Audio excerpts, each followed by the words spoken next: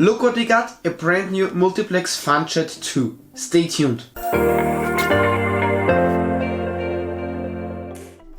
Welcome back to a new video on SchaliAction. I'm Nicholas and today we've got an unboxing and it is something that I've been thinking about for a long time. It's the multiplex FunJet 2 and we will open the box right now. Here it is, the fuselage. Looks pretty good. Then we've got the stabilizers,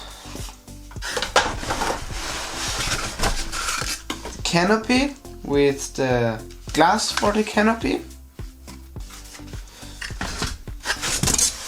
the wing and another wing. Here are a few parts, covers for the servos and linkages. Here's the plate for the motor.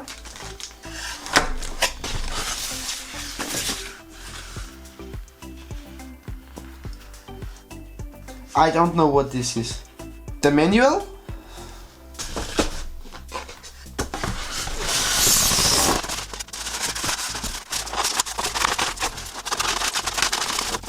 And the wing spar. Here we got all the parts of the FunJet. The fuselage, the wings and a few other parts. So this will be assembled this way. And then we've got the wing spar going through all this construction. The most important question of course is the propulsion, and I've prepared something very special. This one here, it's an FMS 80mm EDF. It's a pro version. I previously used it in my freewing Avanti, which I crashed, and I will use it on the FunJet. I will also design a completely new thrust vectoring mechanism, similar to the one that I used in my crashed Avanti. Through the Avanti I learned many new things, and I will try to use all this gained knowledge in the FunJet. For the very first time I will use an external gyro. It's the Pichler NX3 Pro gyro. It costed 38 euros. Yeah, it's cheap, but I guess it's enough for my FunJet. Here it is light and small, that's the most important thing.